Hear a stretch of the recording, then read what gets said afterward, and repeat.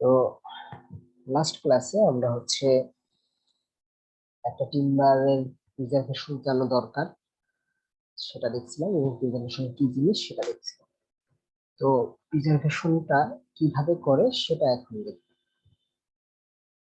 Sir এই সেকশনে attendance লিংকটা স্যার হ্যাঁ, সব দিনে পরে ওটা এখন কাজ করতেছে না। হ্যাঁ, কেউ কোনো অ্যাটেন্ডেন্স দিতে পারতেছে না, বন্ধ। পরে ওটা ভুলে চলে গেছে, আমি নতুন করে অ্যাটেন্ডেন্স।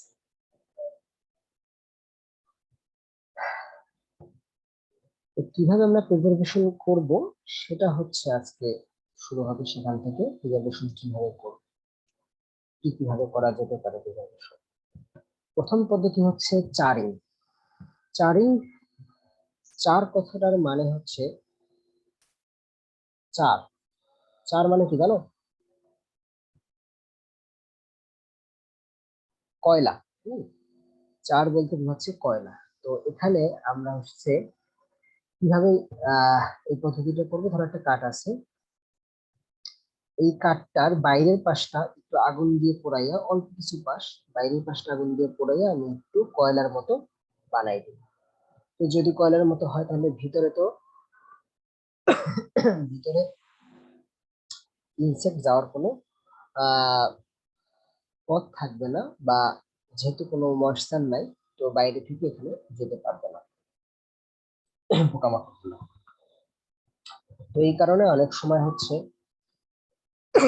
যদি কোনো জায়গা কিংবা সেটা কোনো কাঠ যদি হচ্ছে মাটির নিচে আহ, দিতে হয়, এরকম যদি কোনো সিচুয়েশন থাকে, যেমন খুঁটি তার অর্ধেক মাটির নিচে থাকে, তো সেক্ষেত্রে আমরা কি করতে পারি, তার নিচের পর্ষণটুকু আমরা একটু পোড়াইয়া তারপরে কয়লা বানায় নিতে পারি, পুরো অংশটুকু না, হালকা কিছু পর্ষণ। আচ্ছা, আর কি অপশন থাকতে পারে? তার। তার থেকে কথাটা আসছে তারে। তার মানে হচ্ছে আলকাতরা। তো আলকাতরা তুমি দিতে পারো, আলকাতরা দিলে সেটা থেকে গবেষণার কাজ করবে। এটা স্বাভাবিক, আমরা সবাই জানি নৌকার নিচের বা জাহাজের নিচের তলদেশটা আলকাতরা দেওয়া থাকে। আলকাতরা এবং রাস্তার যে আহ রাস্তায় তো এক ধরনের কালো ম্যাটেরিয়াল ইউজ করে, দেখছো তো নাকি? পিচ ঢালা রাস্তায় যেটা বলে আমরা, আলকাতরা আর পিচ কি সেম জিনিস? তোমরা কি জানো কেউ কিছু? দেখতে কি সেম?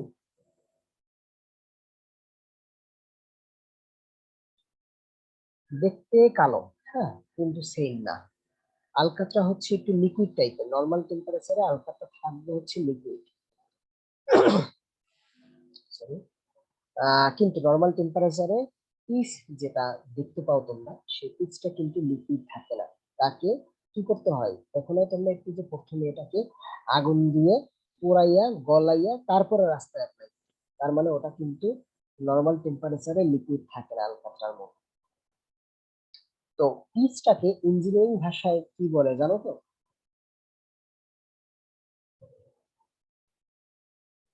রাস্তায় যেটা দেখো পিচ, সেটাকে ইঞ্জিনিয়ারিং ভাষায় কি বলে? বিটুমিন। হ্যাঁ, বিটুমিন বলে। হ্যাঁ, এটাকে বলা হচ্ছে বিটুমিন। তার মানে যদি কখনো রিয়েল লাইফে আসে যে আলকাতরা এবং বিটুমিন এক, অবশ্যই এক না, আলাদা। কি আলাদা সেটা বলে দিলাম। আচ্ছা, ওকে। তো আমরা আলকাতরা দিয়ে প্রিজার্ভ করতে পারি। আহ তবে আলকাতরা, বিটুমিন এগুলো সবই আসলে তৈরি হয় পেট্রোলিয়াম যখন বের করে, তেল যখন বের করে একটা আহ খনি থেকে, সেই তেলের খনিতেই এইগুলা আস্তে আস্তে বের হয়। হ্যাঁ, অপদ্রব্য হিসাবে বা বাই প্রোডাক্ট হিসেবে বের হয়। আচ্ছা, আর নেক্সট আমরা কিভাবে প্রিজার্ভ করতে পারি? পেন্টিং।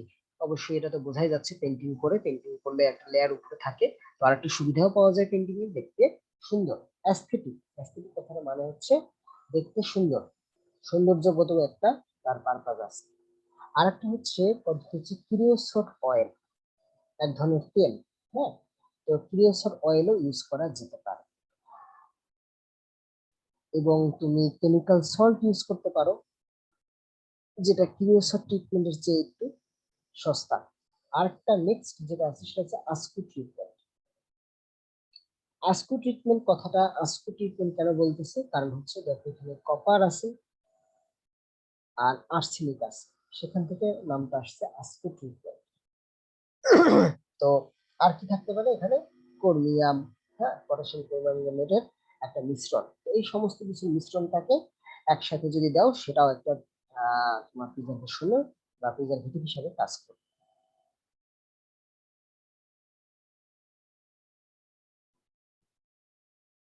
কি কি ধরনের প্রিজারভেটিভ পাওয়া যেতে পারে? প্রিজারভেটিভকে ভাগ করছে তিনটা ভাগে। কি কি ভাগে ভাগ করছে তা বলার আগে আমি জিজ্ঞেস করতে চাই তোমাদের কাছে, সেটা হচ্ছে যে তোমরা দ্রবণ, দ্রাবক এটার মধ্যে কি পার্থক্য জানো? দ্রাবক কাকে বলে? স্যার দ্রাবক তো পানি। দ্রাবক পানি। আর দ্রবণ? স্যার দ্রব হলো যে যেটা আমরা পানির মধ্যে দিব আর কি। স্যার যেটা দ্রাবক হচ্ছে স্যার যেটার মধ্যে দ্রবীভূত হয়। আচ্ছা, দ্রাবক হচ্ছে লিকুইড, এভাবে বলতে পারি যে দ্রাবক হচ্ছে লিকুইড, এটা নিয়ে কারো সন্দেহ নাই। আর ওখানে একটু ভুল বলছে একজনে, সেটা হচ্ছে যেটা মিক্স করো তুমি সেটাকে বলে দ্রবণ, আর মিক্সারটাকে বলে হচ্ছে দ্রবণ। হ্যাঁ, তো এখানে প্রিজারভেটিভ বানানোর সময় নিশ্চয়ই এটা লিকুইড লাগবে। লিকুইডটা যদি পানি হয় তাহলে সেটাকে আমরা বলবো ওয়াটার বর্ন প্রিজারভেটিভ। লিকুইডটা যদি অয়েল হয় তাহলে ওয়াটার বর্ন প্রিজারভেটিভ বলবো। আর লিকুইডটা যদি অর্গানিক সলভেন্ট হয় তাহলে অর্গানিক সলভেন্ট টাইপ বলবো। এই যে দ্রাবক, দ্রাবকের ইংলিশটাই হচ্ছে সলভেন্ট। তো এখানে কিছু নাম দেওয়া আছে, যে ওয়াটার বর্ন প্রিজারভেটিভের কিছু নাম। তো এটা তোমরা শুধু নাম পড়বা, ভিতরে এত জিনিস পড়তে হবে না। হ্যাঁ, জানার জন্য পড়তে পারবা, বা পরীক্ষার জন্য এই ভিতরের জিনিস পড়ার দরকার নেই, শুধু নাম পড়বা। তবে এগুলো আবার ভিতরের জিনিস সব পড়বা, মানে এগুলো ছোট জিনিস। আচ্ছা, ওয়েল বর্ন প্রিজারভেটিভটা যদি নিয়ে একটু বলি, সেটা হচ্ছে যে আহ, এটা একটু হচ্ছে গন্ধযুক্ত, হ্যাঁ, একটু আহ কি বলে, একটু কটু গন্ধ এরকম আসে, হ্যাঁ, কিছুটা টক্সিক হয় ওয়েল বর্ন প্রিজারভেটিভটা। এই কারণে এটা আমরা কনজিউমার প্রোডাক্ট। কনজিউমার প্রোডাক্ট মানে কি, ধরো একটা পানির গ্লাস, সেটা যদি তুমি কাঠ দিয়ে বানাতে দাও তার মানে তুমি পানিটা কনজিউম করবা ওই আসবাবপত্র থেকে। তো সেই জায়গাটায় আমরা ইউজ করব না ওয়েল বর্ন প্রিজারভেটিভটা। বা তুমি একটা নৌকা, নৌকার নিচে ওয়েল বর্ন প্রিজারভেটিভ দিতেই পারো, কারণ সেটা কিন্তু তুমি খাবা না বা ইউজ করবে, মানে কনজিউম করবা, বা তোমার মুখে বা তোমার শরীরে যাওয়ার কোনো অপশন নাই। তো সেসব ক্ষেত্রে আমরা ওটাকে অ্যাভয়েড করার চেষ্টা করি। আর ওয়াটার বর্ন প্রিজারভেটিভ হচ্ছে সবচেয়ে কম খরচ, হ্যাঁ, যেহেতু অ্যাভেলেবিলিটি খুব বেশি। আর অর্গানিক সলভেন্ট টাইপ হচ্ছে কি, সেখানে কিছু উদাহরণ দেওয়া আছে দেখো, যার মধ্যে একটা তোমাদের পরিচিত মনে হচ্ছে ডিডিটি। তোমরা ইন্টারনেট নামটা শুনছো হয়তো, ডাইক্লোরো ডাইফিনাইল ট্রাইক্লোরো। হ্যাঁ, তো এখানে আর কিছু নাম দেওয়া আছে। তো এটা হচ্ছে অর্গানিক সলভেন্ট। অর্গানিক সলভেন্ট মানে হচ্ছে ধরো গাছ থেকে বা কোনো একটা অর্গানিক নির্যাস থেকে বানানো।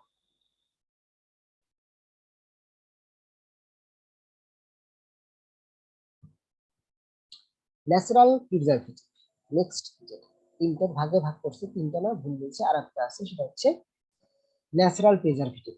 ন্যাচারাল প্রিজারভেটিভ কোনটা? যেটা ন্যাচারালি পাওয়া যায়, আমাকে কোনো কিছু বানাইতে হচ্ছে না, হ্যাঁ, তেমন খুব বেশি কিছু মডিফাই করতে হচ্ছে না।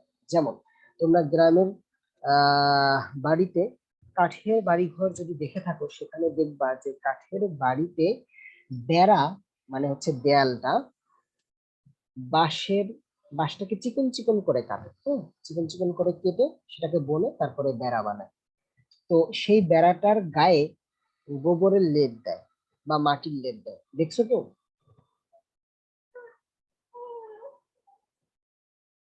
এরকম আহ বাড়ি বা দেয়াল দেখছো?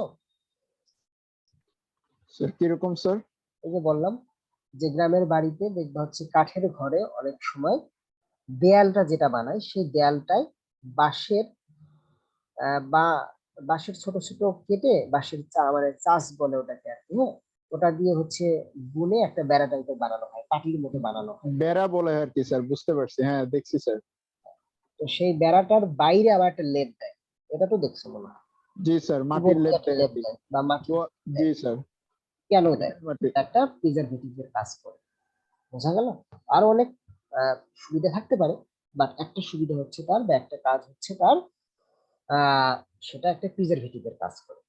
তো এটাকে বলে মাড ট্রিটমেন্ট, যেটা অনেক সময় ভিয়েতনামে বাড়ি বানাইতে দেখা যায় এবং বাংলাদেশে দেখা যায় বললামে। হ্যাঁ, যেখানে কি করা হয় যে গাছের চারপাশে একটা মাটি দ্বারা লেপ দেওয়া হয়, তাহলে সেটা শুকাই গেলে একটা ভালো আহ প্রিজারভেটিভের কাজ করে, ইনসেক্ট পোকামাকড় এগুলো থেকে দূরে রাখে এবং ক্ষয় হতে দেয় না। আর নেক্সট ন্যাচারাল পদ্ধতি হচ্ছে হিট ট্রিটমেন্ট। হিট ট্রিটমেন্টটা হচ্ছে কি আমরা এটাকে হিট করবো একটু, হ্যাঁ, কাঠটাকে একটু হিট করে সেটাকে আমরা হচ্ছে ট্রিটমেন্ট করার চেষ্টা করবো, যাতে করে কাঠটা একটু বেশি ডিউরেবল হয় এবং সে ময়েশ্চার যাতে পরবর্তীতে অ্যাবজর্ব না করে। আরেকটা আছে হচ্ছে টাং অয়েল। এটা হচ্ছে টু অয়েল না, টাং অয়েল। তো টাং অয়েলটা হচ্ছে চীন দেশে প্রথমের দিকে মানে ইউজ হয়েছে। তো চীন দেশে তারা এটা ইউজ করতো অনেক পুরোনো দিনে থেকে। এটা ইউজ হয় যখন জাহাজ বানাইতো, কাঠের জাহাজ ছিল, তখন তারা সেখানে টাং অয়েলটা ইউজ করতো। টাং অয়েলটা কিভাবে কাজ করে সেটা যদি তোমাদেরকে বলি, সেটা যদি একটু খেয়াল করো। ধরো এটা একটা কাঠ আছে, এই কাঠের ভিতরে আমি এই কাঠটাকে টাং অয়েলের ভিতরে ডুবাই রাখলাম। ডুবানোর পরে কাঠটা কিছু হচ্ছে তেল শোষণ করে, কিছু তেল শোষণ করে নিল, কিছু তেল এ জায়গায় ঢুকলো। ঢোকার পরে এই তেলটা শক্ত হয়ে যাবে, এটাই তেলের ধর্ম, তেলটা শক্ত হয়ে যাবে। শক্ত হয়ে গেলে একটা লেয়ার তৈরি হয় তার চারপাশে। এই যে লেয়ারটা তৈরি হইলো, সেই লেয়ারটা পানি বিদ্বেষী, মানে হাইড্রোফোবিক, পানিকে ভয় পায়। ফোবিয়া, ফোবিয়া থেকে আসছে ফোবিক কথাটা, হ্যাঁ, ফোবিয়া মানে ভয়। তো হাইড্রোফোবিক মানে পানিকে দূরে রাখে। এরকম একটা লেয়ার তৈরি হয় তার ভিতরে, যার ফলে পানি আর ওই জাহাজের ভিতরে ঢুকতে পারে না যদি তুমি টাং অয়েল ইউজ করো। আচ্ছা, নেক্সট আরেকটা হচ্ছে, সেটা হচ্ছে ন্যাচারালি কিছু কাঠ পাওয়া যায় যে কাঠে ন্যাচারাল ভাবেই বিষাক্ত জিনিস তৈরি হয়, যেটা পোকামাকড়কে দূরে রাখে। আচ্ছা বলো তো, কাঠের বিষাক্ত জিনিস কোথায় তৈরি হয়, স্যাপুট নাকি হার্ডউড? স্যার হার্ডে। হার্ডউড ভিতরে, গত ক্লাসে বা এর আগের ক্লাসগুলোয় বলছি যে হার্ডউড হচ্ছে মৃত কোষগুলো সেখানে থাকে এবং গাছের যত ওয়েস্ট প্রোডাক্ট আছে সেই প্রোডাক্ট গুলো ওখানে জমা হয়। তো এর ধারাবাহিকতায় ওখানে বিষাক্ত জিনিসগুলো কিছু কিছু গাছে জমা হয়। সেই কিছু কিছু গাছের নামও এখানে দেওয়া আছে কয়েকটা। তো তুমি কি করতে পারো, সেই সব গাছের ভিতর থেকে নির্যাসটা বের করতে পারো, এক্সট্রাকটিভ বের করতে পারো, নির্যাস বলে। সেই নির্যাস দিয়ে তুমি আহ নতুন করে প্রিজারভেটিভ বানাইতে পারো। সেটা তুমি অন্য একটা গাছে বাইরে ইউজ করতে পারো তোমার প্রিজারভেটিভ হিসাবে। কারো কোনো কোশ্চেন আছে এখানে? বুঝতে পারছো?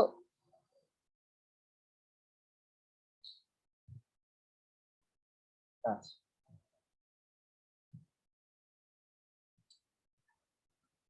গাছের ভিতরে কি কি ডিফেক্ট থাকতে পারে, এটা খুবই ইম্পর্টেন্ট একটা জিনিস, ভালো করে মনোযোগ দেওয়ার চেষ্টা করো।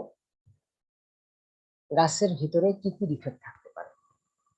কিছু ডিফেক্ট থাকতে পারে ন্যাচারাল ভাবে তৈরি, আল্লাহ প্রদত্ত তৈরি, হ্যাঁ, যেটা আমাদের কোনো হাত নাই। আর কিছু জিনিস আছে যেটা আমাদের হাত আছে, তো সেটা আমরা পরে বলবো। আগে প্রথমে ন্যাচারাল ডিফেক্ট গুলা বলি। ন্যাচারাল ডিফেক্ট গুলাকে কয়েকটা ভাগে, 6টা ভাগে ভাগ করছে: shake, rind gall, knot, twisted fibre, upset, force grains, burrs. প্রথমেই একটা একটা করে আসি। শেক কাকে বলে? শেক কাকে বলে দেখো, লেখা আছে যে the partial or complete separation between adjoining layers of tissues। তার মানে কি, পাশাপাশি থাকা টিস্যু গুলা যদি আংশিক ভাবে বা পুরোপুরি ভাবে সেপারেট হয়ে যায়, সেটাকে বলে শেক। যেমন যদি তোমরা এই ছবিতে দেখতে পাও, এই ছবিতে এখানে দেখা যাচ্ছে একটা কালো পর্ষণ, এটা কিন্তু আসলে কালো না, ফাঁকা। এটা একটা ফাঁকা পর্ষণ, মানে টিস্যু গুলা আলাদা হয়ে গেছে, যার কারণে এখানে ফাঁকা হয়ে গেছে। এখানে দেখা যাচ্ছে আংশিক ফাঁকা হয়েছে, এখানে দেখা যাচ্ছে ফুললি ফাঁকা হয়েছে। তো শেক কি জিনিস আমরা বুঝলাম। শেক কেন হয়? সেই ক্ষয় হচ্ছে গাছের যদি বয়স বেশি হয়ে যায় তখন ন্যাচারাল ভাবে সেখানে সেই ক্ষয়টা স্বাভাবিক। গাছের অনেক ম্যাচুরিটি চলে আসছে, বাট গাছটাকে তুমি কাটলে না, এখনো সেটাকে ফেলে রাখছো, আর অটোমেটিক ভাবে সেখানে সে চলে আসবে। অথবা গাছটা যদি শ্রিঙ্ক করে, সংকুচিত হয়, তাহলেও তার ভিতরে শেক হতে পারে। শেকটাকে কয়েকটা ভাগে আবার ভাগ করা যায়। হ্যাঁ, এটা ইম্পর্টেন্ট। যদি দেখো শেকটাকে হচ্ছে নাম দিছে, দেখো হার্ট শেক বা স্টার শেক, আলাদা আলাদা। হার্ট শেক আর স্টার শেক একসাথে দিছে, রেডিয়াল শেক একসাথে দিছে, আর দিছে cup shake or ring shake. এখানে প্রথমে যদি আসি কাপ শেক এবং রিং শেক, সেটার ছবিটা হচ্ছে এটা। যেখানে দেখো এইটা দেখতে হচ্ছে একটা রিং এর মতো, এই জন্য এটাকে বলে রিং শেক। আর এই এক একটা দেখতে একটা কাপের মতো, এই কারণে এটাকে বলে কাপ শেক। কেউ কিছু বলবা?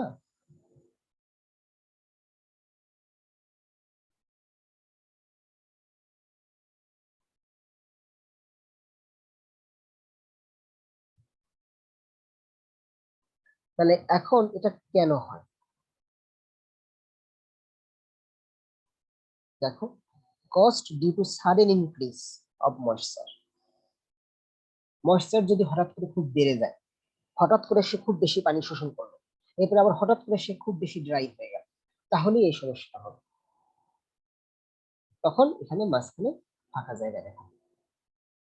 আচ্ছা বলো তো যে এই যে শেপটা, সেটা এই অ্যানুয়াল রিং এর সাথে প্যারালাল নাকি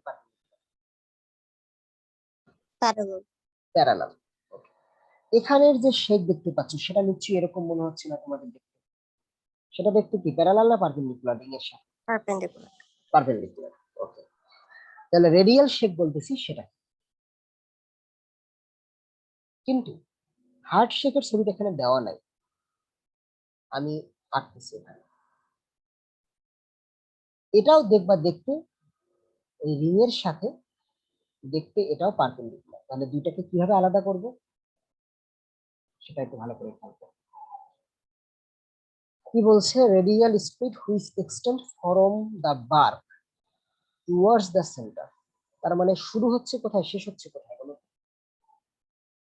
বার্ক থেকে শুরু হচ্ছে, সেন্টারে গিয়ে শেষ হচ্ছে।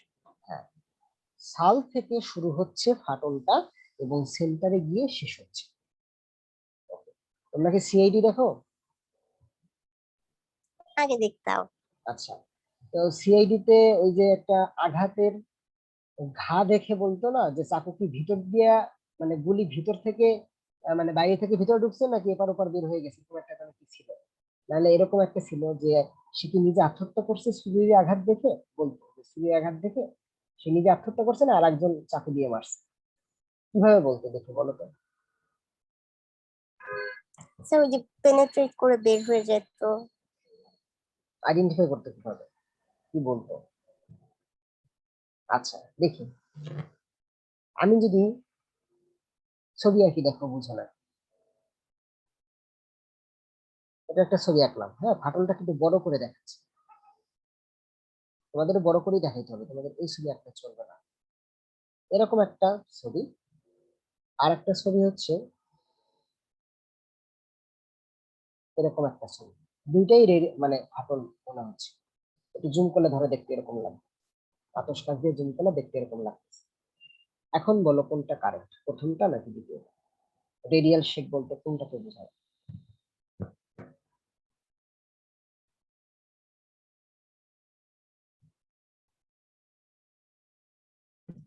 স্যার প্রথমটা। প্রথমটা মনে হচ্ছে, কেন মনে হচ্ছে প্রথমটা? কারণ এটা যখন স্টার্টিং এর শুরুতে হচ্ছে এটা একটু ফাটলটা একটু বড় করে তারপর আস্তে আস্তে চিকন হয়ে যাচ্ছে, ভিতরের দিকে যাচ্ছে আর কি। হ্যাঁ, এটাই কারণ। হ্যাঁ, সিআইডি এটাই বলছে, তো আমরা এখানে সেটাই ধরতে পারি। সেটা হচ্ছে কি যে যেখান থেকে ফাটল শুরু হবে সেখানে নিশ্চয়ই ফাটলটা কি হবে, মোটা হবে। আর যেখানে ফাটল শেষ হচ্ছে বা এখনো শেষ হয় নাই, যেদিকে এক্সটেন্ড করতেছে সেদিকে ফাটল কি হওয়ার কথা, চিকন হওয়ার কথা। তো সেই হিসাবে তোমার ছবিটা কারেক্ট হবে, এই ছবিগুলো হচ্ছে কারেক্ট হবে। যেমন এখানে ছবিগুলো দেখতে কিন্তু এরকম হয়। তো আমি এখানে ঠিকমতো হয়তো একটা বুঝাই দিলাম, তোমরা ঠিকমতো করে সুন্দর করে আঁকবা। হ্যাঁ, তো এইটা হচ্ছে তোমাদের এভাবে করে পরীক্ষা ছবি আঁকতে হবে। তো এটাকে বলা হচ্ছে রেডিয়াল শেপ। কেন হয়? এখানে লেখা আছে যে বাইরের টিস্যুটা খুব দ্রুত শুকায় যায়, বাইরের পোর্শনটা খুব দ্রুত শুকায়, ভিতরের পোর্শনটা হয়তো আস্তে আস্তে শুকায় কোনো কারণ, ন্যাচারাল কারণে। হ্যাঁ, তো সেটার ক্ষেত্রে এই প্রবলেমটা হয়। এখন তোমরা হার্ট শেপটা পড়ো, দেখো এখানে কি লেখা আছে, সেখানে ছবিটা তোমরা আন্দাজ করতে পারতেছো।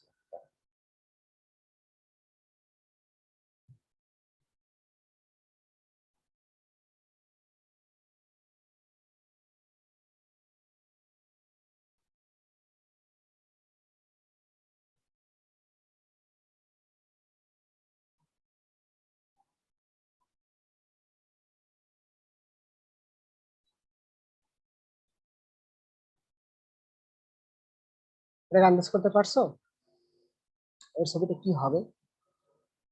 হার্ট শেপের ছবি।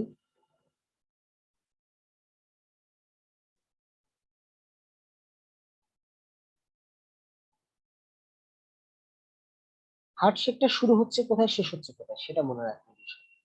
হার্ট শেপ শুরু হচ্ছে কোথায়? সেন্টারে। সেন্টারে। উল্টা, ঠিক এইটার কিন্তু উল্টা, এটা শুরু হয়েছিল বাইরে থেকে শুরু হয়ে ভিতরের দিকে এক্সটেন্ড করতেছিল। আর হার্ট শেপের ক্ষেত্রে কি, ভিতরে শুরু হয়ে বাইরের দিকে এক্সটেন্ড করতেছে। তার মানে বলো তো যে আঘাতটা মোটা হবে কোন দিকে? সেন্টারে। সেন্টার। তার মানে এটার ছবিটা হবে কিন্তু এরকম। ওকে, এভাবে করে এর ছবিটা হবে। এখন এটা দেখতে মাঝখানে যদি একটা পিঠ, যে পোর্শনটা আমরা বলি এখানে, এখানে একটা থাকে যেটা পিঠ বলি একদম ভিতরে, সেখানে যদি দেখতে একটা স্টারের মতো হয়, তাহলে সেটাকে আমরা বলবো তখন স্টার শেপ। তো কেন এটা হয়? কারণ হচ্ছে এখানে ভিতরের পার্টটা আগে শুকায়, এই কারণে। আর কোনো কোশ্চেন আছে এখানে?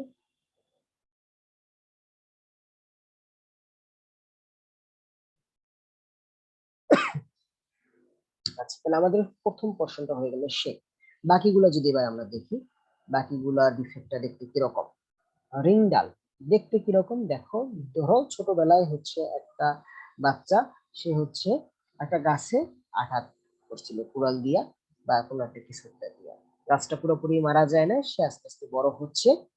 তো একটা পর্যায়ে গিয়ে কিন্তু তার এই চারপাশে আঘাত স্থানের বাইরের পাশটা ভরাট হয়ে যায়, এখানে একটা ভিতরে ডিফেক্ট থেকেই যায়, সেটা কি বলা হচ্ছে রিং ডাল। নট, নট কেন হয় ছবি দেখে বলো তো? এরকম ছবি তো নিশ্চয়ই গাছে দেখার কথা তোমার, বলো তো দেখি। ছেলেদের তো যাওয়ার কথা ক্রিকেটের ব্যাটটা দিয়ে খেলো, বলো। নট। অন্য একটা ডাল হলে এরকম হয়। হ্যাঁ, ডাল বা শাখা প্রশাখা, শাখা প্রশাখা যে জায়গাটায় থাকবে ওই জায়গায় একটা গিটের মতো থাকে। তো এই গিটটা যদি তুমি কেটে দাও, তারপরেও তার ভিতরে মানে তার কাণ্ডে একটা দাগ থেকেই যায়, এটা হচ্ছে সে ডালের জায়গা। এই জায়গাটা ডাল ছিল, ডালটা কাটার পরও এই কাঠের ভিতরে একটা গিটের মতো রয়ে গেছে, তো এটাকে বলা হচ্ছে নট। তো এটা নট আবার দুই প্রকার, একটা হচ্ছে লাইভ নট আর একটা হচ্ছে ডেড নট। লাইভ নট বলতেছি যেটা খুব শক্ত, যেটা, যে গিটটা শক্ত সেটাকে বলতেছি লাইভ নট, আর যে গিটটা শক্ত না সেটাকে আমরা বলতেছি লুজ নট বা ডেড নট। তো নট থাকলে কি হয়, একটা ডিসকন্টিনিউটি চলে আসে, যে এই জায়গার স্ট্রেন্থ যেরকম হবে নিশ্চয়ই এই জায়গার স্ট্রেন্থ সেরকম হবে না, কম বা বেশি হতে পারে। টুইস্টেড ফাইবার, টুইস্টেড ফাইবার ধরো একটা ঘূর্ণিঝড় একটা এলাকায় ঘূর্ণিঝড় হতেছিল বা খুব বাতাস বেঁধেছিল একদিন, তো গাছটা পুরোপুরি পরে পড়ে যায় না, হালকা পড়া ছিল, বাট পরবর্তীতে গাছটা বেশ ভালো আবার গ্রো করছে, তো এটাকে আমরা বলতেছি হচ্ছে twist। তখনও তার ভিতরে একটা এরকম একটা ফাইবার গুলো টুইস্টেড অবস্থায় থেকে যায়, তো এগুলাকে বলতেছে না টুইস্টেড ফাইবার। আপসেট, আপসেট কি জিনিস? আপসেট মানে হচ্ছে, তোমরা কি ক্রাশ এবং ক্রাক এটা মাঝখানে পার্থক্য জানো? এসএম ল্যাবে তোমরা পড়ছো ক্রাশ ফেলিউর এবং ক্র্যাক ফেলিউর। ক্র্যাশ ফেলুর এবং ক্র্যাক ফেলুর জানো?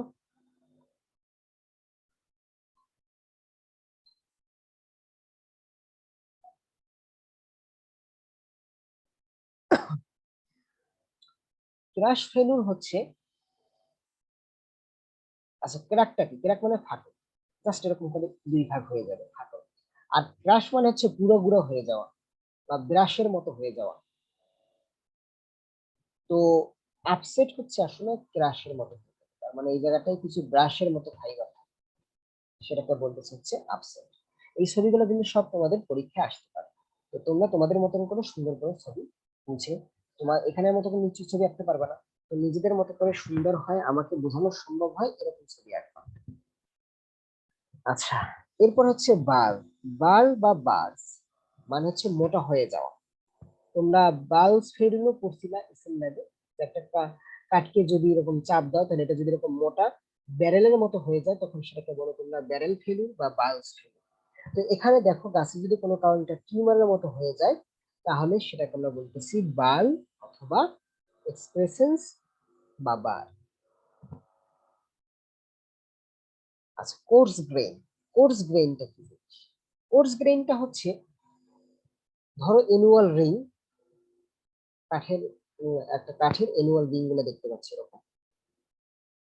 তো দেখা গেল যে কোনো জায়গাটায়, ধরো এই জায়গাতে অ্যানুয়াল রিং অনেকগুলো দেখা যাচ্ছে, দেখা গেল যে কোনো জায়গার অ্যানুয়াল রিং, ভিতরে অ্যানুয়াল রিং গুলো খুব ডেন্স, আর এই জায়গার একটা অ্যানুয়াল রিং খুব পাতলা, মানে অতটা ডেন্স না, ঘন না, তার মানে ও জায়গায় একটু ফাঁকা ফাঁকা থাকে।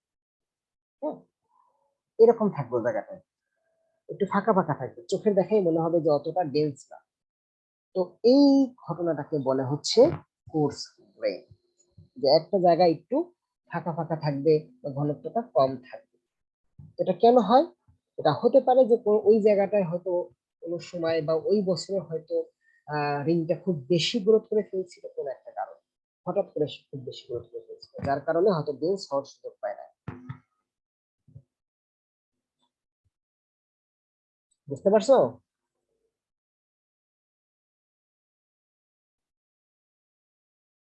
রোল নাম্বার 4,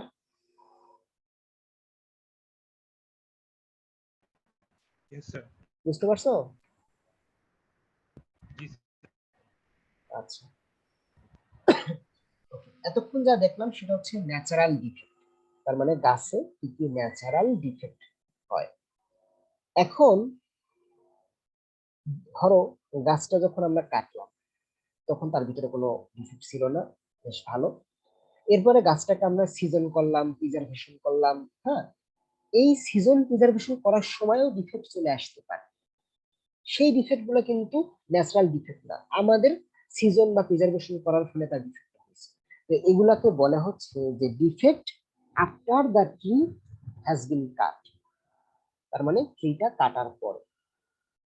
কি কি হতে পারে দেখো, কেস হার্ডেনিং, হানিকম্বিং, কলাপস, ফ্রগজিনেস, টুইস্টিনেস এন্ড বল। দেখো, কেস হার্ডেনিং মানেটা কি?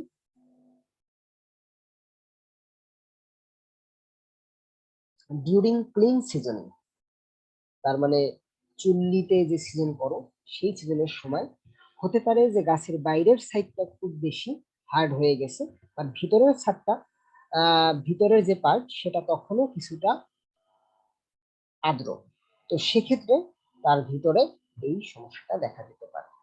তার মানে কিরকম আসলে এই প্রবলেম গুলো হয়? প্রবলেম গুলো হয়, ধর একটা কাঠ আছে, কাঠের সাইড থেকে দেখতেছি তক্তা, তো এই তক্তাটা আমি যখন সিজন করব তখন হতে পারে এরকম যে বাইরের জিনিসগুলা খুব বেশি হার্ড শুকায় যাচ্ছে, খুব বেশি শুকাচ্ছে, আর ভিতরের জিনিসটা, ভিতরের কাঠগুলা বা ভিতরের টিস্যুগুলা ওয়েট, সেক্ষেত্রে এই সমস্যা হতে পারে। এই জন্য ইউনিফর্ম সিজনিং করাটা খুব গুরুত্বপূর্ণ, না হলে কিন্তু কাঠে ভালোর বদলে খারাপ হয়ে যায়।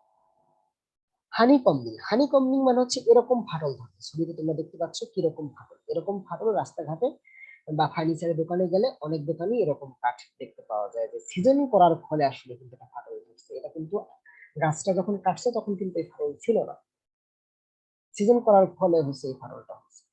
তো এটাকে বলা হচ্ছে হানি কম্বিং।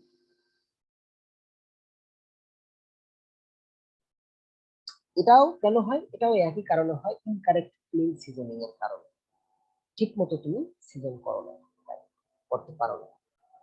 আচ্ছা, কলাপস। কলাপস মানে হচ্ছে একটা ক্ষয় হয়ে যাচ্ছে এরকম একটা এপিয়ারেন্স থাকে, মনে হচ্ছে যে এই জায়গাটা একটু ক্ষয় হয়ে যাচ্ছে এরকম মনে হয়, তো সেটাকে আমরা বলতেছি কলাপস। এটা কি কারণে হতে পারে? যে খুব বেশি যদি সে আনইভেন শিঙ্কেজ করে, আনইভেন শিঙ্কেজ মানে কোনো জায়গায় একটু বেশি শিঙ্ক করে, কোনো জায়গায় একটু কম শিঙ্ক করে। সেটা ফক্সিনেস। ফক্সিনেস হচ্ছে ধরো গ্রামে যারা থাকো ছোটবেলায়, তারা খুব পুকুরে ডুবাডুবি করছে, পুকুরে ডুবাডুবি করার পরে হাত পায়ের কালার কিরকম হয়? অনেক বেশি ডুবাডুবি করার পর। বা শহরে যারা থাকো, সাদা হয়ে যায় স্যার। সুইমিং পুলে থাকলে অনেকক্ষণ থাকলে সাদা হয়ে যায়, ফ্যাকাশে হয়ে যায়। তো একটা গাছকে তুমি যখন হচ্ছে একটা রুমের ভিতরে নিয়ে সিজন করবা, তখন তার ভিতরে আলো বাতাস প্রবেশ করতে দিতে হবে। যদি আলো বাতাস প্রবেশ হতে না পারে, তখন কাঠের ভিতরেও এরকম একটা ফ্যাকাশে ভাব অথবা ইয়েলো ভাব অথবা অন্য কোনো দাগ, লাল কালারের দাগও চলে আসতে পারে। তো সেইটাকে বলা হচ্ছে ফক্সিনেস। ডিউ টু কেন? Due to lack of ventilation.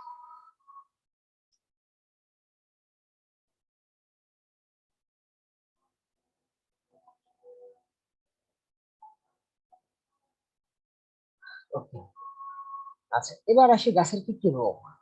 গাছের রোগ কি কি হতে পারে এবং কি কি কারণে হয়। প্রথমে আসি কারণ।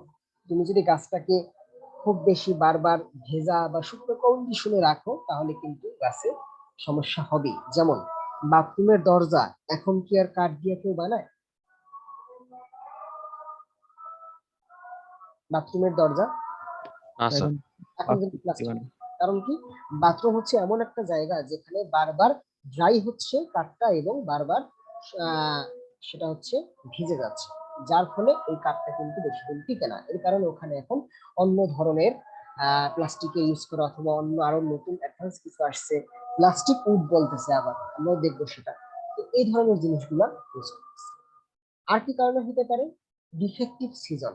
সিজন ঠিক মতো করতে পারো না, ছত্রাকের আক্রমণ হতে পারে, হ্যাঁ, যার কারণে দাগ করতে পারে। স্টেম মানে হচ্ছে দাগ, আর রট মানে হচ্ছে পচে যাওয়া, পচন ধরা। পোকামাকড় আক্রমণ হতে পারে, ভেন্টিলেশনের অভাব থাকতে পারে এবং স্যাঁতসেঁতে পরিবেশও থাকলে এটা হতে পারে। কি কি রোগ হতে পারে সেটা যদি দেখি, টিম্বার রট, পচনটাকে বলতেছি আমরা, বা ডিজিজটাকে বলতেছি টিম্বার রট। এটা কি? এই পচনের সময় কি হবে? ক্ষয় হয়, কাঠটা আস্তে আস্তে ক্ষয় হয়ে যায়। ক্ষয় হয়ে গিয়ে সে H2S গ্যাস এবং কার্বন ডাইঅক্সাইড গ্যাস তৈরি করে। তোমরা কি রাতের বেলা ঘুমানোর সময় ফার্নিচার থেকে কটর মটর আওয়াজ পাও?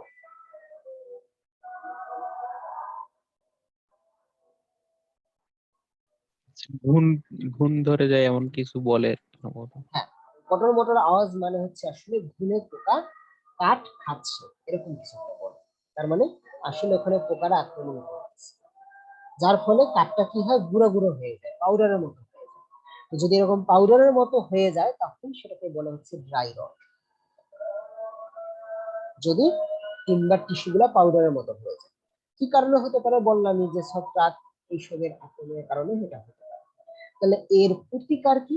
প্রিভেনশন মানে হচ্ছে প্রতিরোধ, আর রিমেডি মানে কি? প্রিভেনশন মানে কি? যাতে না হয়। না হলে কি করবা, বা যাতে না হয়, যেমন করোনা। করোনা হওয়ার আগে তুমি কি কি করবা সেটাকে বলতেছে প্রতিরোধ। আর হওয়ার পরে কোনো রিমেডি নেই আমরা জানি, তো সেটাকে বলে হচ্ছে রিমেডি।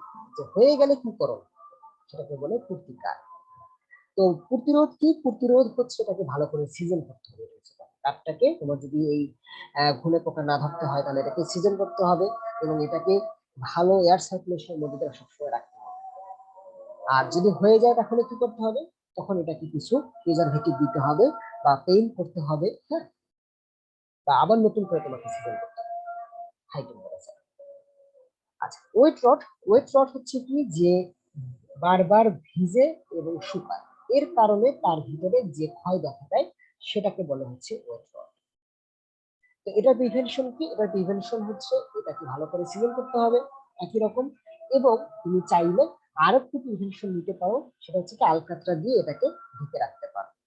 যেমন নৌকা, নৌকা কিন্তু বারবার হচ্ছে নদীতে ভেজে আবার রোদ্রে শুকায়, যার ফলে কি হয়, এরা তখন ধরার সম্ভাবনা বেশি থাকে। এর কারণে সেখানে আগেই প্রিভেন্ট করে আলকাতরা। যদি হয়ে যায় সমস্যা, রিমেডিটা খুব, রিমেডি হচ্ছে তখন এটাকে ভালো করে আবার প্রিজার্ভেশন দিতে হবে, প্রিজার্ভেটিভ দিতে হবে। হ্যাঁ, আচ্ছা, এখন আসি বর্তমানে বাজারে উডের পরিবর্তে কিছু জিনিস পাওয়া যায় যেটা তোমরা জানো, বাট নামটা মাঝে মাঝে উল্লেখ করে। তোমরা পার্টেক্স বোর্ড বলো, কোনো সময় প্লাইউড বলো, কোনো সময় বলো আহ কি আহ, কি বলে বোর্ড, হ্যাঁ, বিভিন্ন নামে। কখন কোনটা কি নামে বলে সেটা যদি একটু দেখি। আর এটা কি উড ইকুইভ্যালেন্ট, মানে উডের তো যেহেতু আমাদের উডের উপর চাপ কমাইতে চাচ্ছি, যে যাতে গাছের উপর চাপ কমে, তো এই কারণে আমরা এটাকে নিয়ে আসার চেষ্টা করতেছি যে ঠিক আছে, তাহলে গাছের রিপ্লেসমেন্ট কি হতে পারে, বা গাছটাকে কিভাবে গাছের জিনিসপত্র ইউজ করে বা একটু মডিফাই করে কম্পোজিট মানে কি, দুই তিনটা ম্যাটেরিয়াল একসাথে করে বানানো, সেটাকে বলে হচ্ছে কম্পোজিট ম্যাটেরিয়াল। যেমন কম্পোজিট উড মানে কি, সেটার ভিতরে কাঠ থাকবে কিছু, তাছাড়া অন্যান্য জিনিস থাকতে পারে। তাছাড়া কি কি জিনিস থাকতে পারে, অনেক সময় এখন শুনছি প্লাস্টিকও ইউজ করে, 50% প্লাস্টিক, 50% হচ্ছে কাঠ। সেটা যদি ইউজ করে তখন সেটার নাম হয় প্লাস্টিক। এটা আগে দেখাই যেতে হবে। তোমরা এখন অনেক সময় টিনটার ব্রাইস পাও, হ্যাঁ, বা কোনো দরজাগুলা প্লাস্টিক মানে কি এটা বুঝতে আজকে পর থেকে। 50% থাকে রিসাইকেল প্লাস্টিক, 50% থাকে উডের ফাইবার, এটাকে বলা হচ্ছে প্লাস্টিক। আচ্ছা, এখন আসি ভিনার। ভিনার কাকে বলে? ভিনার হচ্ছে দেখতে এরকম পাতলা একটা শীটের মতো, তার থিকনেস কত সেটা এখানে তোমরা পরে জানতে পারবা। আচ্ছা, তো ভিনার কি জিনিস বুঝলাম। এখন কি হয়, অনেকগুলো ভিনার একটা আরেকটার সাথে গাম দ্বারা জোড়া লাগাইয়া এরকম প্লাইউড বানাইতে পারে, তো সেটাকে বলে হচ্ছে প্লাইউড।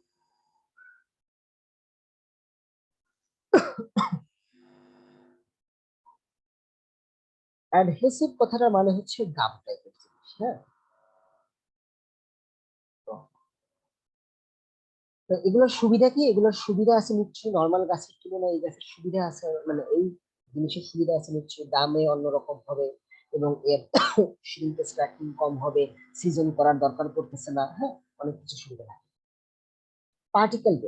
পার্টিকেল বোর্ড হচ্ছে কি, যে left over waste wood product, তার মানে ওই কাঠের যেসব জিনিস আমরা ফালাই দিই সেই সব জিনিস থেকে এটা তৈরি করা হয়। যেমন সডাস্ট মানে হচ্ছে, তোমরা গ্রামের বাড়িতে কাঠের গুঁড়া দ্বারা রান্না করে দেখছো, এখন ইউজ হয়, এখনো ইউজ হয় ঘর, কাঠের গুঁড়ি দ্বারা, সমিলে যে কাঠের গুঁড়ি পাওয়া যায় সেটা দ্বারা রান্না করে,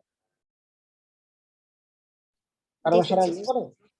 হ্যাঁ, এটাকে ইংলিশে বলে সডাস্ট।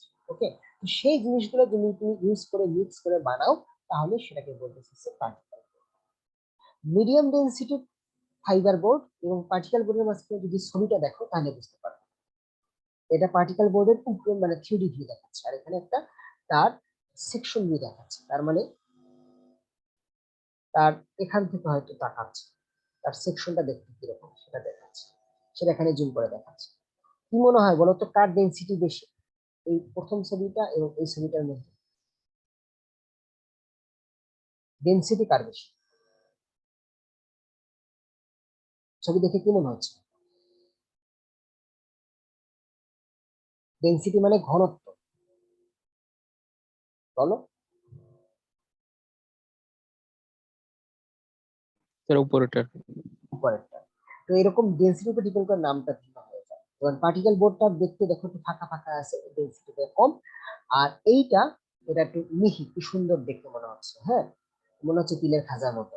তো এটাকে বলা হচ্ছে মিডিয়াম ডেনসিটি ফাইবার বোর্ড। ওকে, আচ্ছা, তো এটা যেহেতু ডেনসিটি বেশি, নিশ্চয়ই এর কস্টটাও কি হবে, বেশি হবে। আমাদের লাস্ট স্লাইড এটা। বাংলাদেশে কি কি কাঠ পাওয়া যায়, কোথায় কোথায় কাঠ পাওয়া যায়, কিছু ধরন দেওয়া আছে, যেমন টিক কাঠ, সেগুন কাঠ, হ্যাঁ, চিটাগাং হিল ট্রাক্টে পাওয়া যায় বেশিরভাগ ক্ষেত্রে। অন্যান্য জায়গায় পাওয়া যেতে পারে বাট বেশি জায়গায়। শাল, হ্যাঁ, গর্জন, এগুলাও চিটাগাং এ পাওয়া যায়, সুন্দরবনেও কিছুটা পাওয়া যায়। সুন্দরী গাছটা নিশ্চয়ই সুন্দরবনেই পাওয়া যাবে। হ্যাঁ, আরো অনেক কিছু গাছের নাম তোমরা হয়তো জানো না, হ্যাঁ, গজারি, তারপরে শিশু, শিরীষ, হ্যাঁ, দেবদারু, অর্জুন, শিলকরাই, চাপলাশ, নিম গাছ, চন্দন গাছ। হ্যাঁ, তো এই জিনিসগুলো তোমরা একটু জানার জন্য পড়লাম। আর কিছু কাঠ হচ্ছে আমরা বাইরে থেকে ইম্পোর্ট করি, যেমন বারমাটি নামটা খুব পরিচিত আমাদের কাছে। বারমাটি নিশ্চয়ই সেটা মায়ানমার থেকে আসে। আয়রন উডও মায়ানমার থেকে আসে। মেহগনি গাছ আমাদের দেশে হয়, বাট অনেক সময় বাইরের দেশ থেকেও আনা হয়।